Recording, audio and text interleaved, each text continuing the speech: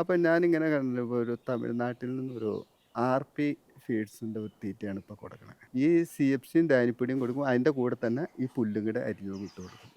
ഇതാണ് CFC എന്ന് പറഞ്ഞ തീറ്റയാണ്. ഇത് കൊടുത്ത് കഴിയുമ്പോൾ നമുക്ക് ചാണകമൊക്കെ ശരിക്കും ഉറച്ച് ഇത് കഴിച്ച് കഴിഞ്ഞാൽ വിശപ്പ് എങ്ങനെയുണ്ട്? അത്യാവശ്യം ഇതാവുമോ?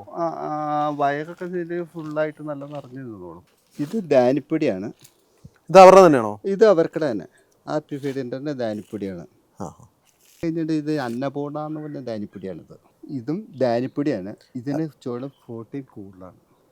അപ്പോൾ ശരിക്കും പറഞ്ഞാൽ ഇതിൽ നിന്ന് ഒരു ലിറ്ററോളം വ്യത്യാസം വന്നു അല്ലേ? ഒരു ലിറ്ററോളം അത്രയും കൂടെ അഡീഷണൽ വന്നു. വരും. അപ്പോൾ ഏകദേശം 100 രൂപയോളം ലാഭം വന്നു വരും. ഈ ഒരു തീറ്റ കൊടുത്തപ്പോൾ അല്ലേ? 100 രൂപ ലാഭം കിട്ടും. ഇത് ശരിക്കും പറഞ്ഞു കഴിഞ്ഞാൽ ഇത് മറ്റ് ഫീഡിൽ നിന്ന് എന്താ ഇതിന് നമുക്കൊരു അഡ്വാൻറ്റേജ് ആയിട്ട് തോന്നിയത്? ഇതിന് അഡ്വാൻസ് ആയിട്ട് തോന്നിയെന്ന് പറഞ്ഞാൽ പശു എപ്പോഴും നന്നായിരിക്കും. പശുവിൻ്റെ ചാണകമൊക്കെ അങ്ങ് ഉറച്ച് പോകും. നമുക്ക് പാലങ്ങ് കൂടുതൽ കിട്ടുന്നുണ്ട്. പാലിൻ്റെ നമ്മൾ കറക്കുമ്പോൾ തന്നെ പാലിൻ്റെ ക്വാളിറ്റി ആയാലും നല്ല ക്വാളിറ്റിയാണ് കാണിക്കുന്നത്. ശരിക്കും തീറ്റ ചെലവ് ലാഭിക്കാൻ പറ്റും. തീറ്റ ചെലവ് ലാഭിക്കാൻ പറ്റും. ഓക്കേക്ക് അന്നേരം എന്നാ റേറ്റ് വരും? ഓക്കേക്ക് ഇപ്പോൾ ഒരു 27 രൂപ വില കൂടും. ഇതിപ്പോൾ ശരാശരി എത്ര വരുന്നത്? ഇതിപ്പോൾ 23 രൂപ നിൽക്കും. 23 രൂപ നിൽക്കും. അപ്പോൾ ആ ഒരു പ്രോഫിറ്റ് ഉണ്ട്. 4 രൂപയുടെ വ്യത്യാസം 1 കിലോയിലുണ്ട്.